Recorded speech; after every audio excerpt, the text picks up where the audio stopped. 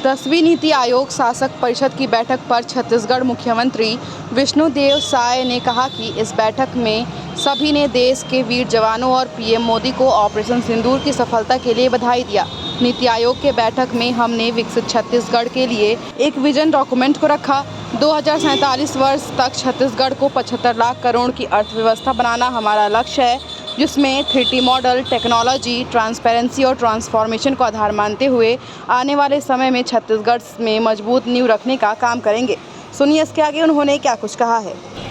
दिल्ली प्रवास के दौरान कई बैठकें संपन्न हुई हैं, जिसमें मुख्य बैठक नीति आयोग की गवर्निंग काउंसिल की थी,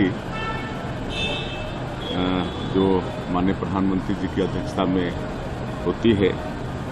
और इसमें सबसे पहले तो देश के सभी प्रदेश के मुख्यमंत्री इसमें रहते हैं और सभी मुख्यमंत्रियों ने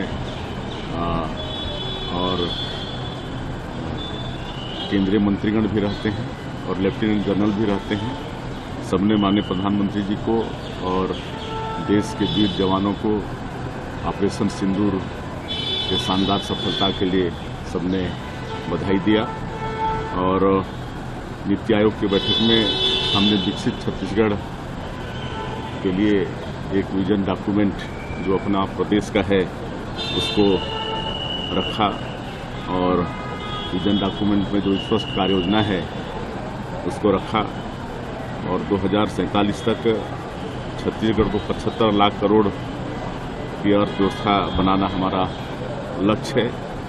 और इसमें 3T मॉडल, टेक्नोलॉजी, ट्रांसपेरेंसी और ट्रांसफॉर्मेशन, ये तीनों को आधार मानते हुए आने वाले समय में छत्तीसगढ़ की मजबूत नींव रखने का काम करेंगे।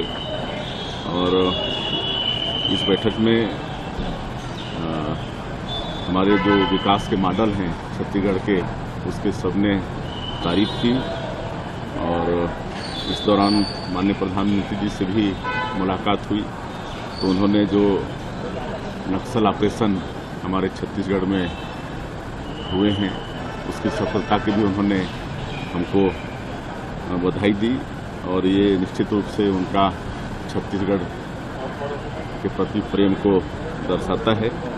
और दूसरे दिन मुख्यमंत्री परिषद का बैठक हुआ, जिसमें जो एनडीए शासित प्रदेश के मुख्यमंत्री हैं उनका बैठक संपन्न हुआ। इसमें जो बेस्ट प्रैक्टिसेस होते हैं, प्रदेशों में जो नवाचार होते हैं, उसको हम लोग शेयर करते हैं। और जो अच्छे प्रैक्टिसेस होते हैं उसको दूसरे प्रदेश भी अडॉप्ट करते हैं। तो ये बैठक में मुख्य रूप से रहता है। और इस बैठक में हमने जो बस्तर ओलंपिक और बस्तर पंडुम का सफल आयोजन किया, उस क्षेत्र के लोगों को विकास से जोड़ने के लिए, तो मुख्यमंत्री कॉन्क्लेव में ये बात हमने रखा। और इस प्रवास के दौरान 1650 करोड़ रुपए के निवेश प्रस्ताव भी पास हुए हैं।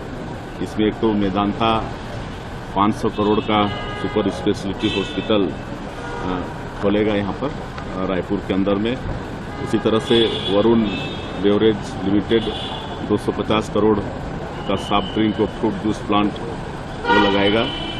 और ESDS कंपनी रायपुर में 600 करोड़ का AI डाटा सेंटर स्थापित करेगा। एक AI बेस्ड डाटा सेंटर का भूमि पूजन कर चुके हैं, उसमें काम चालू हो चुका है। दूसरा डाटा सेंटर होगा।